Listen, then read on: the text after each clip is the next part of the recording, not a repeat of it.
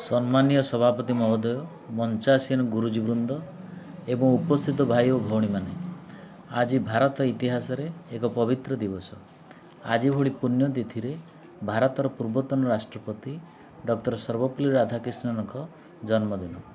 1988 मसीहा सेप्टेम्बर 5 तारिख दिन माड्रास थिरुतानी ठारे डॉक्टर सर्वपल्ली राधाकृष्णन जन्मग्रहण करथिले।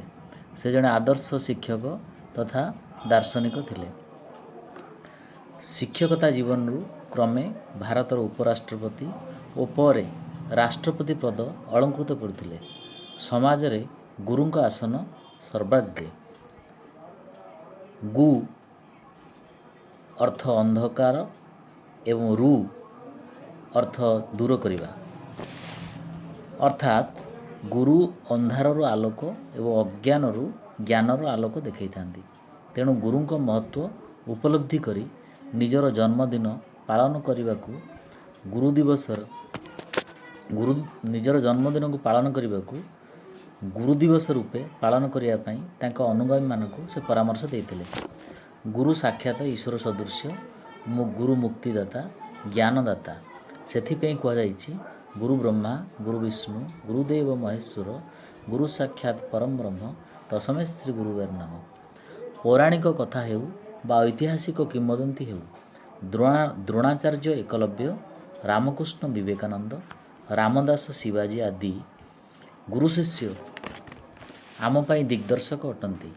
कबीरदास अनुसार गुरुंक महिमा अवर्णनीय अटे। कबीरंक भाषा रे सात समुंदर मसी करू लेखनी सब बन रही, धरती सब कागज करूँ फिर भी गुरु गुण लिखा न जाए।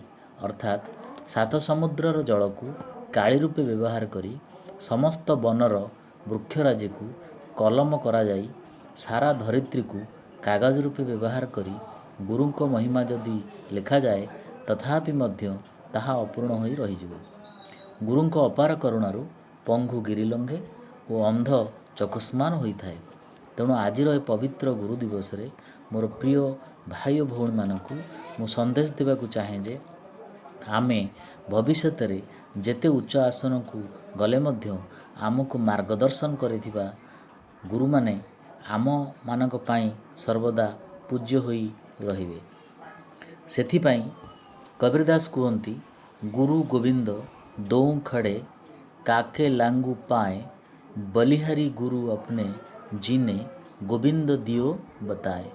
अर्थात गुरु और गोविंद दुई जन जदि तुमर सम्मुख रे दंडायमान अछंती तेबे सर्वप्रथमे तेबे गुरुंकर पाद वंदना करने उचित हेब। कारण गोविंद को पाइबार बाट गुरु ही बताई थांती। तेणु गुरु श्रेष्ठ गुरु महान।